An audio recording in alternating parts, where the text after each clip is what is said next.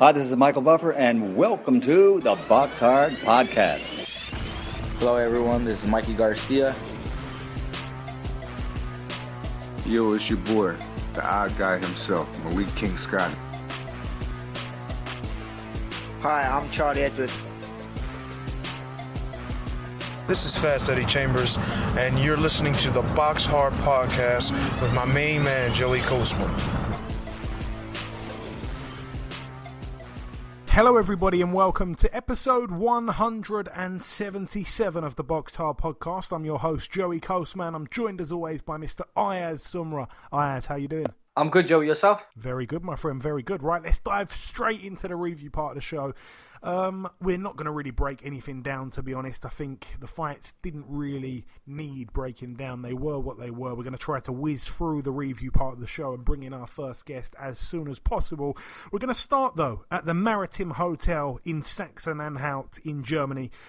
Two fights really to mention over here. We got to see the heavyweight prospect, the young guy Tom Schwartz, move to 24-0. It was for the WBO Intercontinental Heavyweight title, a win there against Christian Krastasic, who had a record of 17-1, now 17-2, a knockout in the second round there for Schwartz. Also on the bill, topping the bill, a good fight this one, by the way, on paper. Ajit Kabayel, former opponent of Derek Chisora. He actually beat Chisora on points in Monaco a couple years back. He took on Andrei Rudenko, a man with a record of 32-3. The three losses, I believe, came to Lucas Brown on points, Hughie Fury on points, and I think it was Povetkin on points. Good fighter, durable fighter. Anyway, Kabayel actually had him down in the mid-rounds. It was I think it was rounds 5 to 8, somewhere in there. I can't remember the exact round, but he had him down. But Rudenko, like the tough man he is, got up from the deck, managed to survive the entire distance. So it went 12 rounds, but it went in favour of the champion, Kabayel, the EBU European heavyweight champion. A 12-round unanimous decision. He's now 19-0. Rudenko picks up another points loss, but still a tough gatekeeper at that European level, if you like. And Kabayel, another impressive name under his record. So all the very best to Kabayel. Some big fights for him down the line. I want to see him pushed on, but he's still a young guy. I think he's only 26. Moving out now to the East of England Arena in Peterborough, Cambridgeshire, United Kingdom. A couple fights to mention over here. Kez Ashfaq, I didn't actually see the fight. I don't think they showed it on the TV. It must have been Facebook Live or something. He moved to 5-0, a points win over 6 rounds against Fadihi Majiha, who now has a record of 23-12 with 4 draws. Anthony Sims Jr. picked up win number 18. We have tried to get him on the show this week, but it doesn't look like it's going to be happening. I think he's probably still in the air. I don't think he flew straight back to the United States. I think he stayed here for a couple of days. I'm not quite sure where he is now. But anyway, he is now 18-0. He had his man out there in the 6th round by TKO. Matteo Damian Veron, now 28-22 with 3 draws. He was down twice in that 6th round. Richard Riakporhe, 8-0. He took on Tommy McCarthy, 13-1. It was a real 50-50 on paper. To be honest, Tommy McCarthy, I felt, was probably winning the fight. I think he's the all-round better boxer. But one thing about Riakporhe, he really does carry that power, and it showed here. He was able to TKO McCarthy in the 4th round. It was for the WBA Intercontinental Cruiserweight strap. McCarthy was down in the 4th round, I believe, at least once, and then I think the referee jumped in and stopped it. So a good win there for Riakporhe. 9-0 now, the perfect record. Lee Wood picked up a win against Abraham Bonsu, who's now 13-4 with 1 draw. It was for the vacant Commonwealth featherweight crown. Lee Wood, the champion, now 21-1. Bonsu was down twice in that 2nd round, and of course knocked out in that 2nd round. And the main event here, Jordan Gill, 23-0 now. He fought for the vacant WBA International featherweight title against Emmanuel Dominguez, who's now 24-8 with 2 draws. The fantastic thing about this is Jordan Gill's still a guy that's, I mean, where is he? Probably British level at the moment, with ambitions to go beyond that.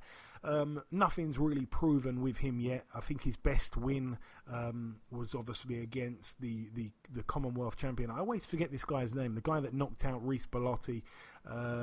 Anyway, he stopped him, didn't he, on the, I think it was a Copperbox show. Can't think of the guy's name, but anyway, good fighter he was. He beat him. That was his best win, really. This win here, you know, it's hard to rank amongst the other wins because this guy is obviously pretty unknown to most people, Emmanuel Dominguez. The one impressive thing, though, is that he's only been knocked out once prior to this fight in his 7 losses, and he was knocked out by Emmanuel Navarrete, the reigning WBO super bantamweight champion, the guy that beat Isaac Dogbe. So to only get stopped by him, and then Jordan Gill's got in there with him and managed to stop him also. He's doing things that reigning world champions are doing, so that really gets my respect there. Moving out now to the York Hall in Bethnal Green, London. A couple things to mention over here. We got to see Mo Garib, the guy that I was talking about on last week's show. He managed to avenge his sole defeat. He was 3-1 going in, now 4-1. He managed to beat Dean Evans in the rematch, the journeyman, now 8-28 with 2 draws. Perhaps there'll be a trilogy, I'm not quite sure, but it's great for Mo Garib. I mean, I'm really happy for him. A real nice guy, a young man that stepped in the ring against a very crafty guy like Dean Evans, much better than his record suggests, and he lost the fight. It was a 4-rounder. He got put down twice. I think it was the first and third round, and it completely derailed his plans. I mean, he was probably expecting to at least get to 10-0 without taking a loss, and it all went wrong for him there. And like I say, credit to him for not going another route and taking the immediate rematch. He's decided to go away, prepare better, and then they upped it from a 4-rounder to a 6-rounder, so he had a bit more time just in case he was to get knocked down again, but it wasn't to be. It was a perfect win for him over 6 rounds. So fantastic for Mo Garib. Very pleased for him. But the main event here, Miles Shinkwin, 15-4, stepped in against Kirk Garvey, 11-2. It was for the English light heavyweight title. It ended up being a fantastically fought fight from both guys, I believe. It was very, very close. I didn't score the fight, but Miles Shinkwin ended up on the wrong end of a decision. I think... like I say, I wasn't really scoring it, but I think that Miles Shinkwin did enough to win. He is a friend of the show. I'm not being biased there. He came on strong in the later rounds also. Miles Shinkwin, a loss there, like I say, over 10 on a split decision. I think he's even said he's going to go away and think about things before really, doing anything else, and he could end up retiring, which is a real shame actually, because he's a guy that I feel has seriously been a real underachiever in boxing. Miles Shinkwin 15-5 now. Kirk Garvey 12-2, a new strap for him, the English light heavyweight title. There can be some big fights made for him there. Moving out now to the Trump Turnberry in Scotland, United Kingdom. This was a bit of a crazy show, to be honest. It was like a show that took place in some kind of hotel lobby or foyer or something like that. So Lucas Brown, 27-1, the former WBA heavyweight world champion. What on earth was he doing in Scotland? Nobody knows. Well, we do know, to be fair. He was fighting a guy that he thought he'd beat quite easily as a little bit of a keep busy fight before he takes on Dave Allen. Well, anyway, Kamil Sokolowski, I said it to Lucas Brown, and I know that everyone that's listening to me right now remembers the interview when we had Lucas Brown on about 2 weeks ago, and I said, why? This guy's a complete banana skin. He's knocked out prospects. Eddie Hearn and Dave Allen have begged you to not take this fight. Why are you taking it?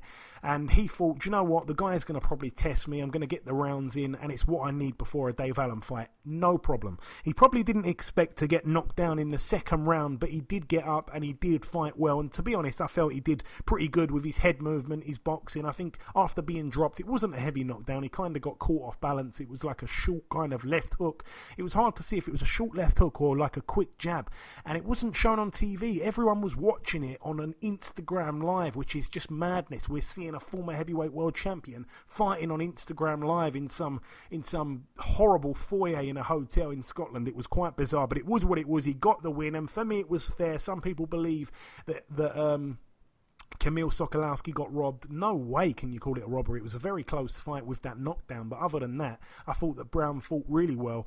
Obviously, to get knocked down is not a great thing, but I don't think it's done too much to the fight. I think him against Dave Allen is probably more exciting now. It's probably going to be more of a closer fight now for most people. Moving out now to the Barclays Center in Brooklyn, New York, USA. The final bill to mention of the review part of the show. Over here, we got to see the brother of Gary Russell Jr., Antonio Russell. He moved to 13-0. He took on Jose Cardenas, 16-4 now. Cardenas was down in the first round, but he got TKO'd in the 6th round of a scheduled 8. Edwin Rodriguez picked up win number number 31. He's got those 2 losses, a unanimous decision over 10 rounds against Mitch Williams, now 16-7 with 3 draws. Luis Ortiz against Christian Hammer. Many people thought that Ortiz would be able to get him out of there really quick, because obviously Tyson Fury was able to stop Hammer. Since then, I think Hammer has really, really improved as a fighter since then. He's not been stopped since Tyson Fury. He went the distance with Povetkin. He's got a couple of good wins. He did get put down against Price, which was a bit questionable, but he got back up and knocked him out. I think he's a much better improved fighter now than he was when he fought Tyson Fury. And for me, he is a steady kind of fringe world level. I don't really want to call him a gatekeeper. That might be a bit disrespectful. I think he's still got a few big fights to offer us, but some people are trying to take that away from him and saying that Luis Ortiz looked a bit old. Perhaps it was a bit of both. It was a decent fight. It was a bit too competitive for me, and I was shocked, as everybody else was, for it to actually go the full 10 rounds. But Luis Ortiz did win very clearly, so 31 wins, now 1 loss, of course, to Deontay Wilder, and Christian Hammer picks up another loss there, 24-6 in his 30 fights. But the losses have come to good men, so no real shame for Christian Hammer. There's still some big nights ahead for him. But Luis Ortiz, it really touches you when you see the story that he's got going on outside the ring. Obviously, his daughter has got a real rare skin condition, and the doctors have been trying to find cures, and it's a real emotional thing. And to see his daughter there cheering him on, it really kind of makes you get behind Luis Ortiz. I think he's made a fan out of me now. I really do support him. But yeah, he was being hit a bit too often for me, and it was quite surprising because usually he's a slick southpaw, but he didn't seem to be too slick on Saturday night. And the main event here, really, Brian Castano, or Castano, I should say. He was 15-0, no blemishes. He took on Erislandy Lara, the king of close fights, 25-3 with 2 draws going in for the WBA regular world super welterweight title, Castano's belt, and it ended up being a split draw over 12 rounds. So a very, very close fight there. Once again, no surprises, like I say, for a Lara fight. But Castano did really, really well. It was his toughest fight of his pro career. Not many people knew that Castano had a win over Errol Spence in the amateurs, so he's got that good pedigree. I said on last week's show, I think I said he was really young. He's actually 29 years of age. I can't remember if I said he's really young or if I said he's, still an up-and-coming prospect, which in some light he is. But like I say, the guy's 29 years of age. He had that real extensive amateur career, and he's obviously not a too bad professional. So some big fights for him also. That 154 division, not many huge names, but really hotting up there. Some of the talent, Hurd and Charlo, throw Brook in the mix. That's about it, though, for the review part of the show. I've tried to whiz through that as quick as possible. Just before we wrap up part 1, the last thing to do is to welcome our very first guest. Ladies and gentlemen, please welcome the undefeated flyweight world contender. It is, of course, Mr. Andrew Selby. Andrew, welcome back on the show. Yeah, hi, mate. Nice speaking again. Hey, it's always great speaking again. So, Andrew, we last spoke back in October. Yeah. It was just after your last fight. I'm gonna talk about things in chronological order. First things first. December 22nd, your former opponent Christopher Rosales was relieved of his WBC world title on points by Charlie Edwards. I'm guessing you must have watched the fight. What did you make of it? Well, I didn't really watch it, to be honest. I clipped through highlights, and Charlie boxed really well, and by the looks of it, he stuck to his tactics, and if you've got a boxing brain, you've just got to hit and move a big puncher.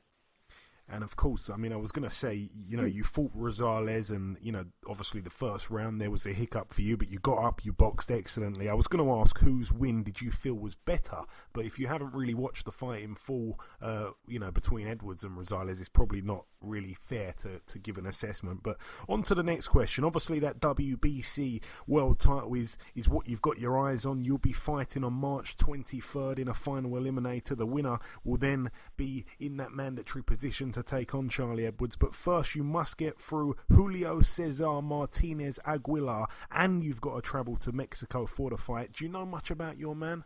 I've watched a few fights on YouTube. He's a tough, typical Mexican. He's a banger. He'll come to knock you out. But I ain't shy to fight anyone, anywhere. So if it's got to be in Mexico, so be it. I'm just going to give my best boxing ability, and then hopefully come back with the win, and hopefully the judges are a bit fair on the fight. Yeah, that's one thing I want to ask you because, you know, you mentioned there about traveling to Mexico, you'll fight anyone, anywhere, and I truly believe that. But I feel like sometimes in your boxing career, correct me if I'm wrong, but I feel like sometimes you've perhaps lacked motivation. And I want to ask you, does this fight, having to go to Mexico, give you that motivation that you need? Because you know that you need to win very, very wide to get a decision. You know that you need to be on top form. Does it give you that added motivation that you need? Yeah, it does. It gives me motivation. Probably I'm the underdog going there because we all know what the Mexican judges like. They favour their Mexican fighters. But this Cesar, what's the name again? Sorry. Aguilar. Aguilar, yeah. In his last 7 fights, they've all been knockouts. So I'm going to try and take him to the later rounds and go for the knockout myself. Yeah, I was going to say that. I mean, his record obviously 13-1 with 10 knockouts. He's obviously a big puncher. He's got a higher knockout percentage than Christopher Rosales. You know, his one loss was actually on his debut. It was a split decision in a 4-rounder, so you can't really read into that. And as you say, 7 fights now in a row. All stoppages. And the fight before that, he actually fought a former light flyweight world champion, and he pretty much shut him out over 8 rounds, if I'm not mistaken. Edgar Sosa, the guy. So yeah, a real good fighter here. I'm guessing the fight's not going to be shown on UK TV though. I haven't got a clue. All I've been told, I'm going out there to fight. No one's told me what channel or if it's going to be televised. It's just a job to me to go over there and get the win. Yeah, for sure. And yeah, I'm just guessing because it's gonna be like early hours of the morning over here because obviously Mexico are behind us in time, about 5-6 hours, something like that. So yeah, I mean, I hope it is on TV, but you know that's one thing. Getting in the ring is the more important thing. When do you fly out there, Andrew? Yeah. Obviously, you want to get there to try and acclimatise a bit. We're flying 2 weeks today. So we're flying on the week of the fight. It was my choice. I just want to go out there, fight, and just come straight back. And obviously, Andrew, people have been calling for this Charlie Edwards-Andrew Selby fight pretty much since you turned pro. You know, whenever the fans want to see an all-British mega fight, and 2 British fighters have really got world-class potential, the best thing, of course, is to wait until there's a world title on the line. Obviously, in boxing, there's many things that can prevent any given boxer from winning a world title, but Charlie's gone and done it. He's got the belt. This is surely the right time and the best time to make this fight should you get that win. Yeah, that's it. If I get the win, then the fight's got to be made. It has to be made. And I'm just looking forward to it. And you know, you're one of my favourite fighters to watch, Andrew. You're undoubtedly one of the most exciting flyweights in the world. But you are 30 years of age, and of course you had a real extensive amateur career. Honestly, how fresh do you feel in yourself? Please tell me that you've got many years left, Andrew. Well, if you watch my professional career, I don't get hit much. True. I don't get thrown into wars.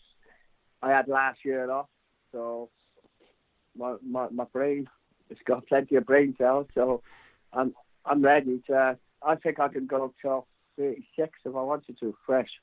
Excellent, man, because I was looking at the top 10 in the flyweight division, and naturally you think, oh, when you get to about 30, you're kind of at flyweight. They don't really tend to go on longer than, you know, into their 30s, not too deep into their 30s. But I was surprised to see out of the top 10, there's 5 people that are 30 or above. The problem is most of them have won a world title already, and obviously, but some of them I think is even as old as 36. The South African fighter, I can't remember the guy's name now, but yeah. So your time will hopefully come. And I want to talk about your brother Lee, Andrew. We like to always talk about him when you're on and you when he's on. He fought the other week on the DeGale Eubank undercard. Was you there? I didn't see you there. No, because I'm in camp myself training. A lot. I stayed on my watch there on TV though. And what did you make of it? I mean, it wasn't his easiest win by any stretch. No, it was a tough game to fight. The guy fought, he was a decent professional. Like, my brother didn't just go in there with anyone, like just someone to beat up on. He was a game experienced fighter, and the first 3 rounds was a struggle, and then obviously he had the cut. But every time my brother started moving and boxing, he was winning the rounds clearly. Yeah, I think it was one of those fights also where, because it was so much blood everywhere, it seemed to kind of, affect him from being at his best. But yeah, I agree. He won the fight, and he took a tough fight there because that guy, of course, hadn't been stopped. So it was a tough fight. I should mention all this talk about Edwards and Selby. In reality, I'm kind of forgetting that Edwards, on the same night as you, defends his world title against Angel Moreno. Do you know much about him? I know that he sparred with Edwards in the past. It seems like a bit of an easy first defence, and he deserves it, to be fair. Yeah, I was meant to fight the same guy before, and I'm not sure why it didn't happen. He's very small. He's strong, but I think Edwards will stop him. Okie dokie. And finally, Andrew, we've kind of whizzed through the questions pretty quickly. Did you have anything else to say to our listeners at all before we let you go? No, really. Thank you to my fans and stuff, and hopefully you will see me holding a world title belt in the near future. Absolutely. And you're boxing on that 23rd, the same night as Charlie, which is fantastic, because sometimes when we want to see a fight in the future, it's difficult when 2 guys are fighting at completely different times. But to think that you're actually fighting on the same night, I'm not quite sure when the mandatory will be called or whatever, but it seems like you're pretty much on the same time frame for a fight to happen. I'm guessing probably in the later part of 2019. Will it be this year, do you know, Andrew? Well, I was hoping it would be for the summer. Okay. So I'll be ready all year. Okay. So whenever it's being made, I'll be ready. I'm sure you will. But listen, Andrew, it's always a pleasure having you on the show. You know that, my friend. Thank you for your time. Best of luck for March 23rd in Mexico, and we'll catch up sometime after. Yeah, thank you. I'll speak to you soon. Okay, now it's time for part 2 on this week's show. This part, of course, the news part of the show. Ayaz, what have you got? Right, Kubrat Pulev will face Dino.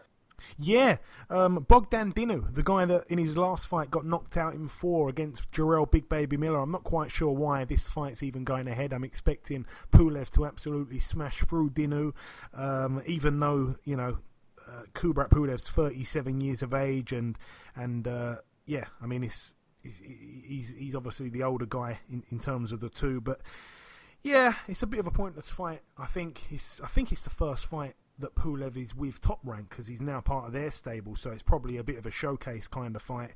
I know that Michael Hunter's going to be sparring with Kubrat Pulev in the build-up to this one, and I think the sparring's going to be much tougher. Well, I know the sparring's going to be much tougher than the actual fight itself, but yeah, it is what it is. Also on that undercard, we get to see Jesse Magdaleno, the first time he returns to the ring after losing his world title to Isaac Dogbe in Philadelphia. He returns against Rico Ramos, who has a record of 30-5. One of Ramos's losses actually came to Rigondo. He got stopped in the 6th round, so not really expecting him to have too much to offer. I'm expecting Magdaleno to win that one. Any other news, Ayaz?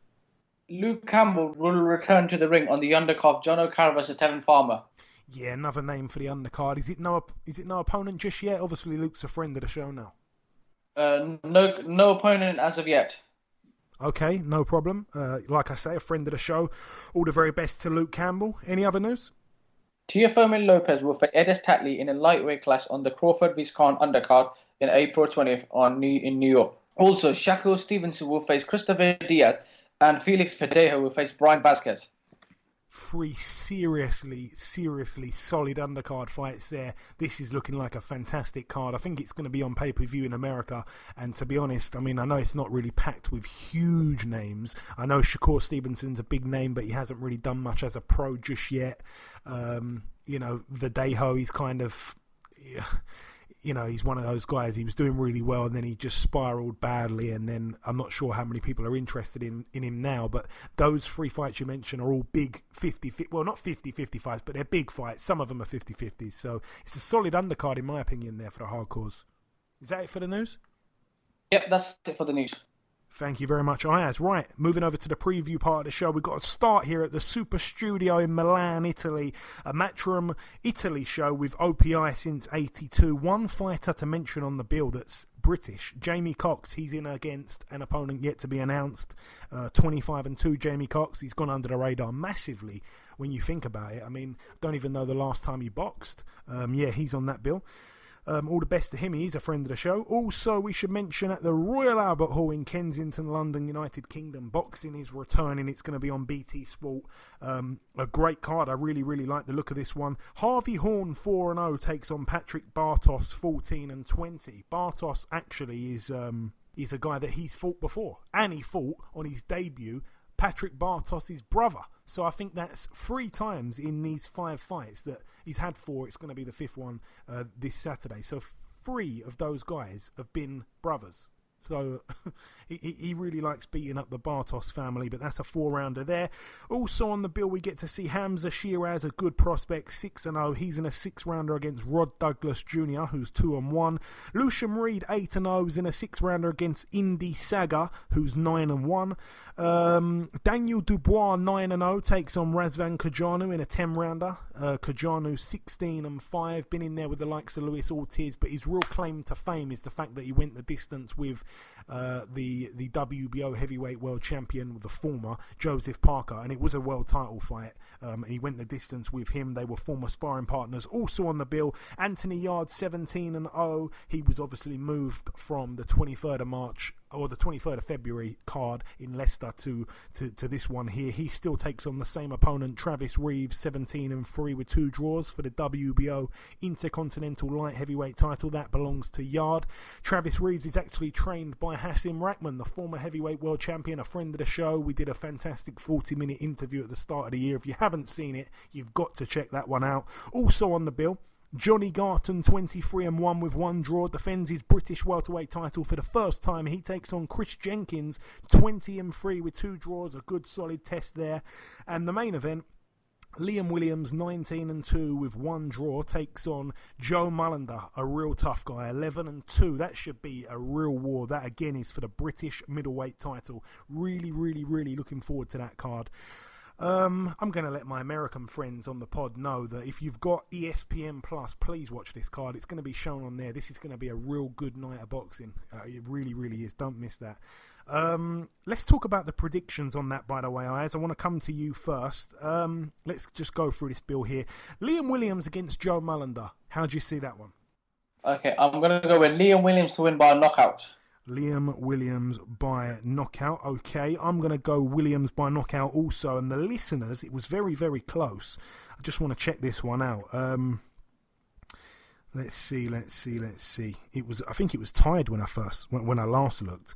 They are going with Williams by knockout. Okay, so we've all gone Williams by knockout. I think it's quite staggering when you actually look at his last few fights. Williams, his last few wins, aside from the 2 defeats to Liam Smith, obviously one of them was quite controversial, but aside from those 2 hiccups, he's won every single fight by knockout since like 2013. And it was, funny enough, against a man that's not very popular, or in fact maybe very popular at the minute, Tyan Booth, the boxer turned YouTuber. So yeah. That's an interesting fact. So again, I've got to say, I think Williams by knockout. What about Daniel Dubois taking on Kajanu, a man that went the distance with Joseph Parker? I know that Dubois in his last fight, I think it was his last fight, went the distance with Kevin Kingpin Johnson. Could he go the distance here with Kajanu? I'm going to go with Daniel Dubois to win by knockout because I think Daniel Dubois is going to step up big time this time. Obviously, he's still young at the moment, so I think he's going to knock Kajanu out. Yeah, I agree. So do the listeners. So we're all in agreement so far. And the final fight to predict on this bill, it's a shame we didn't get to see Archie Sharp against Lucas Bellinghau, but that didn't happen. Obviously for obvious reasons. Archie was on the show talking about that one. Anthony Yard against Travis Reeves, Ayaz. I know we don't know tons about this American guy, but he got in there with Karo Murat. He got stopped in the 12th and final round. Murat's a proven kind of European level guy. How do you see that one going? Anthony Yard to win by knockout. Yard by knockout. So we all agree, once again, myself, you and the listeners. Right, moving over to the Brentwood Centre in Essex, United Kingdom. We get to see over here, this is an MTK show, by the way, shout out to Lee Eaton. We get to see Michael McKinson, 15-0. He defends his WBC International Silver Welterweight title against Ryan Kelly. He really impressed me last time out, actually, McKinson, when he beat Sammy McNess. It was a real good performance from him. Ryan Kelly, 13-1. That's a 10-rounder, like I say. Mikey Saki, 7-2. Popular man on this podcast. He's the guy whose brother was saying, Come on, Mikey. It wasn't actually his brother, but it is to make the story cooler. He takes on Idris Hill, 8-2 with 2 draws for the Southern Area Super Lightweight title. All the best to Mikey Saki, my friend. Go and do the business. Lucas Belingle's actually been moved to this bill, so he's still fighting on the same weekend. It's just not against Archie Sharp, and it's not at the Royal Albert Hall. It's at the Brentwood Centre. All the best to him. Also, Harley Ben, 5-0. He's in a 4-rounder against a guy called Guybord Omier, who has a record of 4 wins, 33 losses and 1 draw. Moving out now to the Woodside Leisure Centre in Watford, Hertfordshire, United Kingdom. 1 or 2 fights to mention over here. Zach Chelly, 5-0, coming off that brilliant win against Umar Sadiq. Not quite sure what's happened since then. I think he needs a big fight. I think he was, he was really experiencing some great support at the time, and I wanted to see him pushed on to some nice fights, not too deep in the challenge department. I mean, he's still a young guy, he's still a prospect. He's only got the 5 wins, so we need to be steady with him. But there were big fights for him, there were big names, and I think he should be on a big stage, but he's not. This is an untelevised bill here, and he takes on Ladislav Nemeth, who's got a record of 13 wins, 55 losses and 9 draws. That's a 6-rounder there. Talking of the man that we just spoke about there, Umar Sadiq's also on the bill. He's in a 4-rounder. His record 3-1. He takes on Richard Harrison, 3-32. Also on the bill, no, that's about it for that one. That is about it for that one. Moving out now to the Dignity Health Sports Park in Carson, California, USA. This one's going to be on Fox, by the way. We get to see. Is it on ITV as well this weekend? Ayaz, do you know?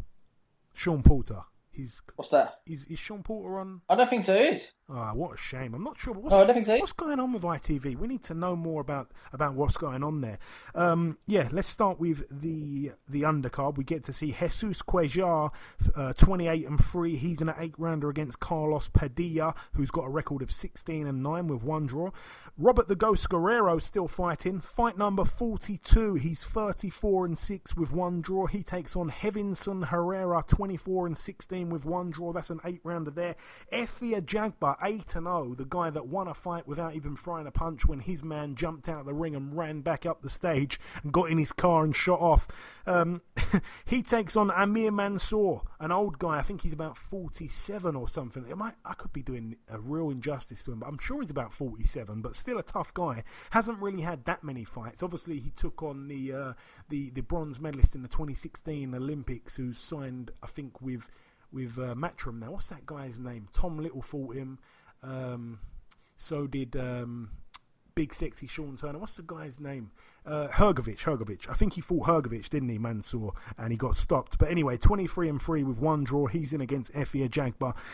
It's a good name for a Jagba's record, really. Also, we get to see the main... Well, no, one fight actually that's really good. Damian Vasquez, 14-0. He's in a 10-rounder against Juan Carlos Payano, 20-2. That's a great fight. And the main event... We're going to do the predictions on this, Ayaz. Sean Porter, 29-2 with 1 draw, puts his WBC World Welterweight crown on the line against Yordenis Ugas, 23-3, the Cuban. How do you see that one unfolding? I think it's a good clash of styles, really. I'm going to go with Sean Porter to win by a knockout. Okay. Yeah, I mean, that would be a statement in my opinion. Ugas has never lost by knockout, I should say. He's got the 3 losses, like I mentioned, but I think that Porter's going to win this one on points, but I think it is a good clash of styles, like I say. So for me, it's a good fight, and I'm not too sure if Ugas has got the power to keep Porter from swarming him, and that's my only fear. So I can see Porter winning by knockout, but I also think because Ugas is quite tough, and he's never been stopped, I think he will survive the distance. But the listeners are going Porter by knockout also, Ayaz. So you and the listeners inseparable at the moment. And that's it for that bill there. Moving out now to the Turning Stone Resort and Casino in Verona, New York, USA. Couple fights to mention. It's obviously an Eddie Hearn Matchroom USA show. It's going to be on Sky Sports. Also, it's going to be on the TV in America somewhere. A few promoters are actually involved in this one. About 5 different promoters. But anyway, topping the bill, Dimitri Bivol, 15-0. He puts his WBA World Light Heavyweight title on the line against Joe Smith Jr. Ayaz 24-2. A good fighter, Joe Smith. Obviously, we see him take out Bernard Hopkins and end his career. Joe Smith Jr., arguably, I think it was 2016 or 2017, arguably, he was Fighter of the Year who didn't win a world title. Good fighter. He can also punch. Should be a good fight for Bivol. I think it'd be a good fight, Bivol versus Joe Smith Jr. Obviously, Bivol, as we know, is a champion. Joe Smith Jr. is obviously a tough fighter as well. But if I'm going to go with a winner, I'm going to go with Bivol, and I think Bivol will stop him. Okay. So I'm going to go Bivol by stoppage. Okay, once again, you're in agreement with the listeners, and I'm going to go with a very unpopular opinion and say I think Bivol gets carried to points. I really do. Once again, Joe Smith's never been stopped, so yeah, could be interesting, that one. Also on the undercard, we got Sergey Kuzmin, 14-0. Obviously, the guy that beat David Price. He takes on Joey DeWaco, 19-6 with 4 draws. Could be interesting. Callum Johnson, 17-1. He's in a 10-rounder against Shawnee Monahan, 29-2. This is a good fight, by the way, Ayaz. How do you see that one going, actually? If I'm going to go with a win, I'm going to go for the Brit. So I'm going to go with Callum Johnson to win on points. And we certainly hope so. Obviously, Callum Johnson coming off that defeat to Artur Beterbiev, and also Shawnee Monahan coming off a defeat to Sullivan Barrera. Very wide, it was over 10 rounds. And then 2 fights before that, he got knocked out in 2 by Marcus Brown. So, Marcus Brown's looking phenomenal, obviously. The win over Badu Jack most recently. But should be a real good fight. It's somewhat of a 50-50, but I have to go with Callum Johnson by knockout. I think that he will get the job done. And also on the bill, we almost forgot there, Maurice Hooker. He defends his WBO World Super Lightweight title. His record 25-0 with those 3 draws. He takes on Mikel Lespierre, 21-0 with 1 draw. That's a 12-rounder there. All the very best to mighty Mo Hooker. And the final bill to mention, it's actually happening on Sunday, which will be the 10th of March. It's happening at the Royale nightclub in Boston, Massachusetts, USA. Couple fights to mention. Erkan Tepe, he's in a 10-rounder. No opponent just yet. 19-3, his record. Former opponent, of course, of David Price. And also on the bill, the return to the ring of Malik King Scott. Friend of the show, he's on the intro every week. 38-3 with 1 draw. Hasn't been in a ring since, I think it was a Tony Thompson win. Or no, I think it was the Luis Ortiz when they fought in Monaco, and he fought absolutely awful and didn't win around Malik. It could have been that one, but that's a 10-round fight. Again, his opponent yet to be announced. I think they should just put Tepe and Malik Scott in together, because both men are without an opponent. Both men are scheduled for 10-round fights. Put that on. I'd like to see that better than any last-minute opponents that can get drafted in. But anyway, that's about it for the preview part of the show. That's pretty much the entire show. Just before we wrap it up, the last thing to do, of course, is to welcome our second and final guest. Ladies and gentlemen, please welcome the WBC Diamond Super Lightweight World Champion. It is, of course, the undefeated Mr. Regis Prograis. Regis, welcome back. Thanks for having me. I'm glad to be back. What's up with it? Hey, not too much, my friend. It's just great to have you back on the show once again. So, Regis, we last spoke in November, not really too long ago. It was just after the Flanagan win, obviously, your last fight. Since then, there have been several rumours regarding the World Boxing Super Series tournament collapsing. Were you kept in the dark about it? Were you perhaps well informed? Were you worried that it was falling apart? What was your position while all these rumours were floating around?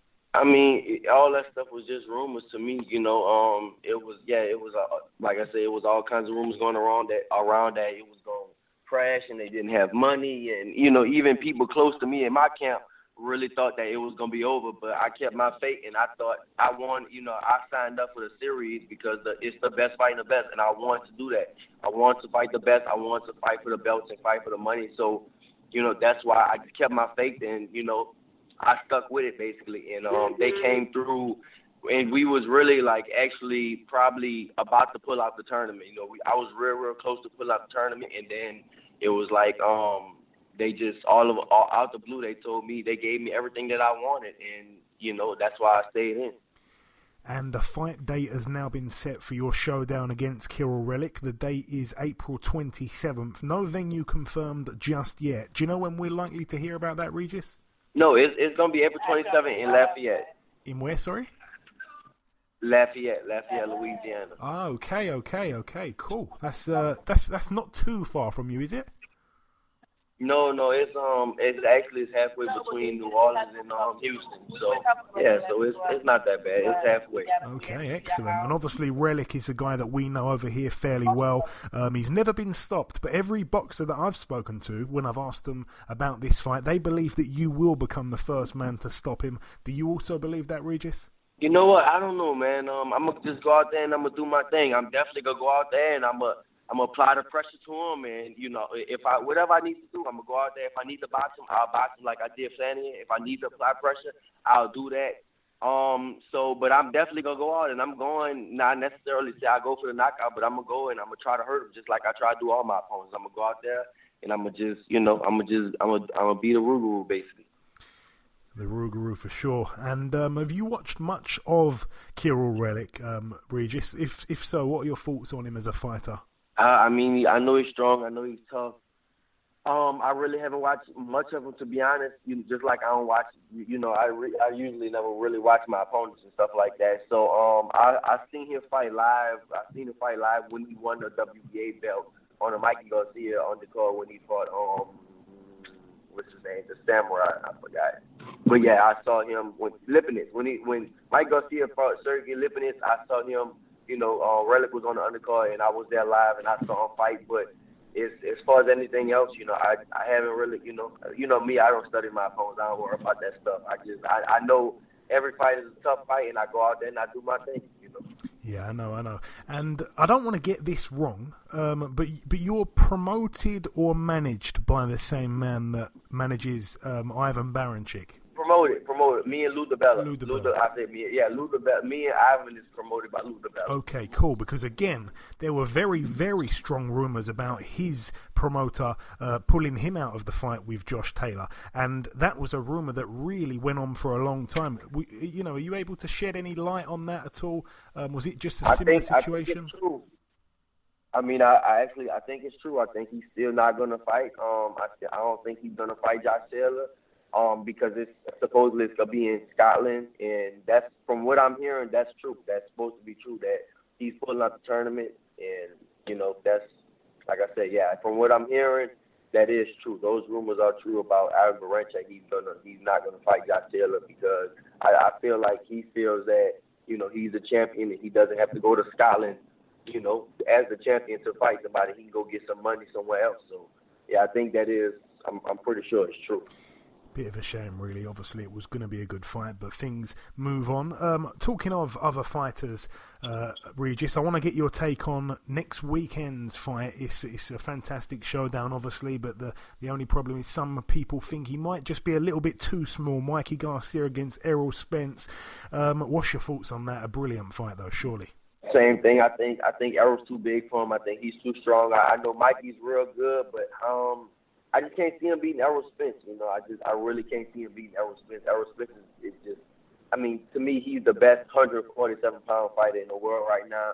He's on top. He's definitely on top right now. So, and not only that, it's not only his skills. He's just so big and he's so strong at 147. And Mikey is coming up. He's a 35-pounder. He went up to 40 and fought Lipinets, but that don't really prove nothing. He really couldn't hurt Lipinets. He dropped Lipinets and Lipinets got back up. Same thing with Robert Easter. At 135, he dropped them, but they got back up. So it's just putting him in with somebody like Errol Spence is just. I think Errol hurts him. I think Errol stops him. Matter of fact. Youch. All right, not going off in another direction here, but a lot of people believe if Mikey does pull off the win over Spence, then he's undoubtedly number one pound for pound. Would you agree with that? Do you think that's fair to place him there if he beats Spence? I wouldn't say number one pound.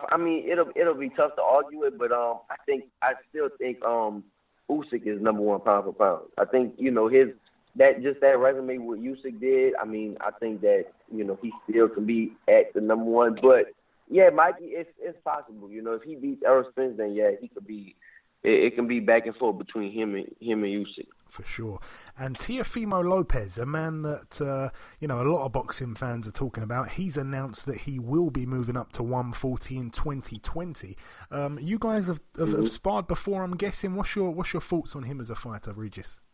No, No, we never sparred ever. Really? I'm sure I saw a picture of you guys both with your T-shirts off in a ring somewhere. Oh, no. You probably saw at that press conference because he fought on my undercard before. Wow, I'm sure I saw a picture of you both with boxing gloves on in a gym somewhere in the ring together. Maybe I'm wrong. Not me and him. No. I never sparred with him before. He fought on my undercard in New Orleans in July. And so maybe you saw something like that. But, yeah, me and him never sparred before. Good addition to the division, though, if he comes up. Yeah, it'd be good. Yeah, it'd be real good. Let him come up. Just tell him stay away from me because I'm going to hurt his ass. But, yeah, if he wants to come, bring him up. Bring him up to 140. And I'm going to prove that I'm the most dangerous 140-pound fighter in the world. And, not many people would argue. And I'm the problem. Yeah. For sure. And the final real couple questions here, Regis. Jose Ramirez boxed last month, and in some people's eyes, he scraped that majority decision over Zepeda. Many people felt that Zepeda perhaps even won the fight. What were your thoughts on it? Did you watch it? I watched until about the 7th round, and I had to go. And from what I watched, same thing. I don't think nothing changed over the 12 rounds. I think, I thought that, Zepeda definitely could have won that fight. Of course, it was in Ramirez's hometown, Fresno, so he didn't get the decision. But yeah, I mean, Jose Ramirez to me is, he's okay as a fighter. He's not that, he's just not that good. Like talking about it, and somebody like Zepeda. I mean, Zepeda's a good fighter. He's awkward and as a southpaw. But yeah, he definitely got a nice Christmas gift or whatever during that fight. And the final question, Regis, any closing message, any closing words to your UK fans or any fans really that could be listening to this? What's your message before we let you go? Man, just keep watching. I'm going to keep knocking all of them out. That's all. Keep watching me doing my thing. I'm going to keep winning. I'm going to keep whooping everybody. And, all around the world, that's what I want to do. I want to become a world champion so I could fight all around the world. So, especially in the UK, the UK is, y'all known for fighters and y'all known for just having like very, very good fans, and y'all support y'all fighters a lot. So one day I cannot wait to come over there, and defend my belt. Hopefully it'll be soon, but I definitely can't wait to come over there one day and defend my title, fight for a title, fight a world champion over there. But I definitely want to fight in the UK eventually one day, hopefully in the next year. Fingers crossed, my friend. Not just myself. I'm sure a lot of people would love to see you over here. But listen, Regis, it's always a pleasure catching up with you, my friend. You know that. Best of luck for April 27th, and we'll catch up sometime after. All right, cool, man. Thank you. Thanks for having me.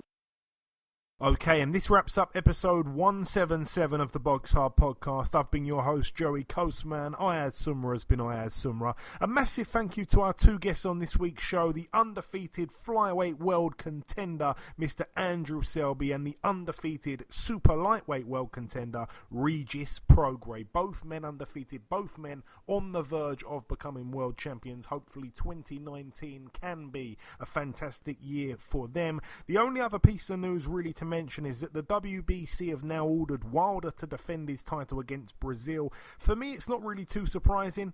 It's always been up in the air about who the actual mandatory is between White and Brazil. It's been a little bit confusing, and the WBC haven't really made it too easy to understand. But for those that listen to this podcast on a regular basis, you'll probably know that Brazil has pretty much said that he's mandatory for a while now. We've had him on the show a couple of times talking about that situation. Where does this leave Dillian Whyte, though?